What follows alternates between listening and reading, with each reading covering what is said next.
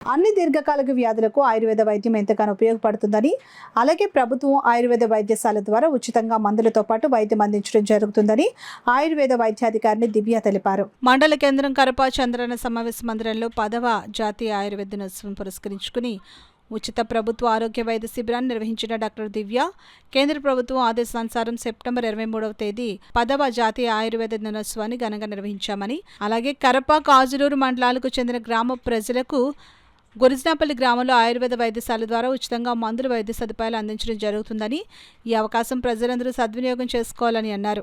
ముసలితనం కానీ లేకపోతే చిన్న చిన్న జబ్బులు అంటే ఊరికే బయటికి వెళ్తే డస్ట్ అలర్జీ, తుమ్ములు రావడం, ఊరికే జలుబు, ఊరికే దగ్గు అలా రావడం కానీ అది తగ్గుతుంది. అలాగే చిన్నపిల్లల్లో మేము ఇమ్యూనిటీ పెరగడానికి స్వర్ణప్రాసన అని చేస్తాము. దాంట్లో ఆ స్వర్ణామృత ప్రాసన చేయడం వల్ల మీకు చిన్నపిల్లల్లో వచ్చే జలుబు, దగ్గు ఇవి తగ్గిపోతాయి.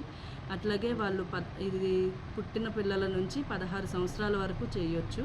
వాళ్ళకి మెమరీ కానీ లేకపోతే జనరల్ అంటే మామూలు ఆరోగ్య సమస్యలకి కానీ వాళ్ళు దూరంగా ఉంటారు.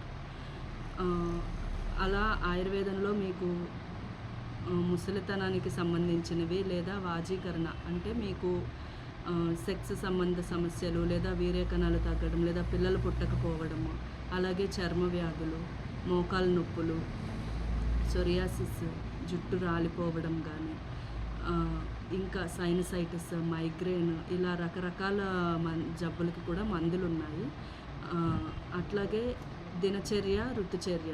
మీరు దినచర్య అంటే డైలీ మీరు ఎలా ఫాలో అవ్వాలి, మార్నింగ్ ఎన్ని గంటలకి లేవాలి, అలాగే నైట్ పడుకునే వరకు మీరు రోజంతా ఏం చేయాలి.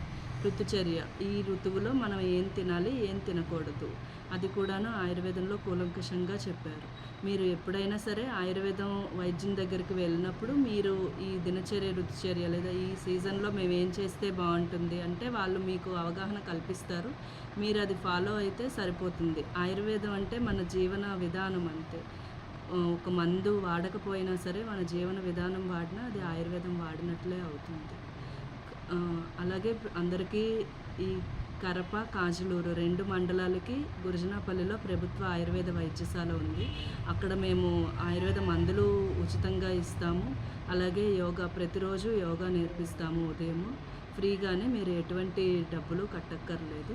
అలాగే మీకు వచ్చినప్పుడు జబ్బులకి ఏదైనా యోగాసనాలు కావాలి లేదా ఇంకా ఏదైనా అవగాహన అంటే దానికి ఏం తినాలి, ఏం తినకూడదు, పథ్యము అలా కూడాను మేము అవగాహన కల్పిస్తాము. ఇంకొకటి, ఆయుర్వేదం మందులు వాడితే పథ్యం పాటించాలి అని చాలామందికి అపోహ ఉంది. కానీ ఆయుర్వేద మందుకి పథ్యం మేము చెప్పము. ఓన్లీ మీకు వచ్చిన వ్యాధికి మాత్రమే, మీకు ఆ వ్యాధికి ఏవి సరిపోవు మీ ఒంటికి అన్నది చూసి, మీ ప్రకృతిని, మీ ఆహారపు అలవాట్లని చూసి మేము మీకు ఏం తినాలి, ఏం తినకూడదు అన్నది అవగాహన కల్పిస్తాం.